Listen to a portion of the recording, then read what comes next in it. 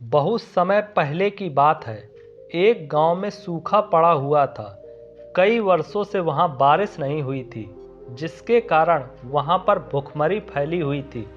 लोगों ने बारिश करवाने के लिए अनेक विधियां अपनाई, मंत्रोच्चारण, हवन वगैरह वगैरह, लेकिन फिर भी वहां पर बारिश नहीं हुई।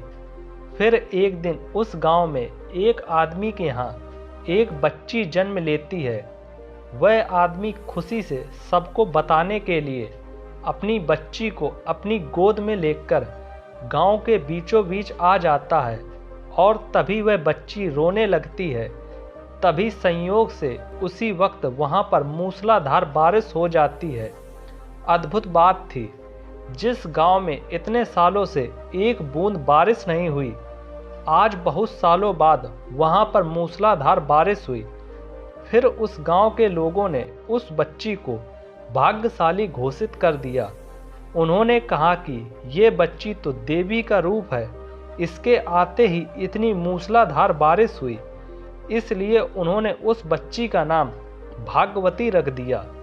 अब गांव में जो भी कार्य आरंभ किया जाता, वो उस लड़की के हाथों से ही शुरू होता। ऐसे ही बहुत साल बीत गए। अब वो लड़की 20 साल की हो चुकी थी, लेकिन 20 साल होने के बाद उस गांव में एक और घटना घटी। एक बार फिर से उस गांव में सूखा पड़ गया। गांव के लोगों ने उस लड़की से प्रार्थना करके कहा कि आप ही एकमात्र ऐसी इंसान है जो इस गांव में बारिश करा सकती हैं। कृपया करके बारिश कराने का कोई उपाय कीजिए। लड़की ने अपना हर संभव प्रयास किया। वो एक बार फिर से चिल्ला चिल्ला कर रोई, लेकिन फिर भी कोई बारिश नहीं हुई। इसके बाद उन्होंने परमात्मा से प्रार्थना की, लेकिन फिर भी बारिश नहीं हुई। इसके बाद गांव वालों ने बैठक करके कुछ ज्ञानियों और पंडितों को गांव में बुलाया और उनसे इस सूखे का कारण पूछा। ज्ञानियों ने बताया कि ये लड़की इस गांव के लिए अनहोनी है। ये केवल 20 साल के लिए ही इस गांव के लिए भाग्यशाली थी, लेकिन अब ये लड़की इस गांव के लिए अभिशाप हो चुकी है। अगर तुम लोग अपने गांव से ये अभिशाप हटाना चाहते हो तो इस लड़की को कल सुबह वैसे ही यहाँ पर उपस्थित होना होगा जिस प्रकार उसने जन्म लिया था। मतलब उसे यहाँ पर निर्वस्त्र होकर आना होगा। उसी दिन रात के वक्त उस लड़की के पिता ने भाग्यवती को उस गांव से भगा दिया। लड़की अपने गांव को छोड़कर भागी चली जा रही थी। वह थककर चूर हो चुकी थी। वो रोती जा रही थी, क्योंकि उसने इस गांव में 20 साल बिताए थे और मात्र एक ही रात में उसे अपने 20 साल पीछे छोड़कर भाग जाना पड़ा। दौड़ते दौड़ते वो लड़की एक गुरु के आश्रम में पहुंच गई। गुरु ने उस लड़की की हालत देखी और उसे अपने ही आश्रम में रख लिया। अब वो लड़की एक सन्यासिनी बन चुकी थी। अब वो उसी आश्रम में रहती, आश्रम के कामों में हाथ बटाती और वहीं पर ध्यान साधना करती। एक दिन उस लड़की ने अपने गुरु से पूछा कि गुरुजी, एक बात बताइए, इस दुनिया में कोई वस्तु या आदमी अनहोनी हो सकता है और उसी प्रकार कोई वस्तु या आदमी भाग्यशाली हो सकता है? गुरु ने मुस्कुराकर कहा, इस दुनिया में एक ही अनहोनी होती है और दूसरी कोई नहीं। फिर गुरु ने उस लड़की से पूछा, इससे पहले तुम मुझे ये बताओ कि इस दुनिया में सबसे कीमती क्या है? लड़की ने कहा, हीरे सबसे कीमती होते हैं गुरुजी। गुरुजी ने कहा, नहीं, हीरे सबसे कीमती नहीं है। फिर लड़की ने कुछ सोच समझकर फिर से जवाब दिया, गुरुजी, सबसे कीमती साम्राज्य होता होगा, क्योंकि वहाँ तो हीरों की कोई कमी नहीं होती। इस पर गुरुजी ने कहा, नहीं, ये भी सबसे कीमती नहीं है।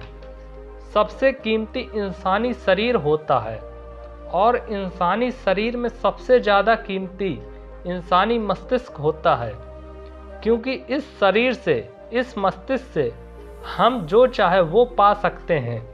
इस मस्तिष्क से तुम हीरे भी कमा सकती हो और तुम इस मस्तिष्क से साम्राज्य भी खड़ा कर सकती हो।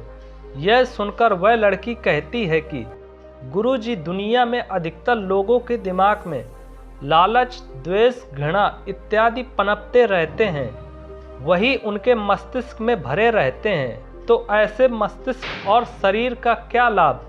तब गुरु कहते हैं कि यही तो अनहोनी है।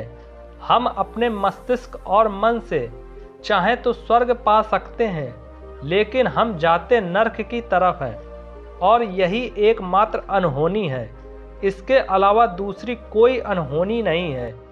कुछ वर्षों तक गुरु की शरण में रहने के बाद उस लड़की को आत्मज्ञान प्राप्त हो गया और उसके बाद वापस अपने गांव की तरफ लौट जाती है।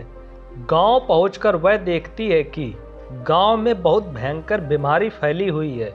उस बीमारी से बूढ़े तो बूढ़े, बच्चे और औरतें तक मर रहे हैं। लड़की उस बीमारी का इलाज जानती थी। उसने गांव के लोगों से कहा कि मैं तुम्हारा इलाज कर सकती हूँ, लेकिन गांव वालों ने कहा कि तुम तो एक अनहोनी हो, तुम्हारे आने की वजह से ये बीमारी फैली है, तुम यहाँ से चली जाओ तो हम सब ठीक हो जाएंगे। लेकिन उस लड़की ने वहाँ से जाने से पहले अपने पिता का इलाज कर दिया और उसके पिता ठीक हो गए।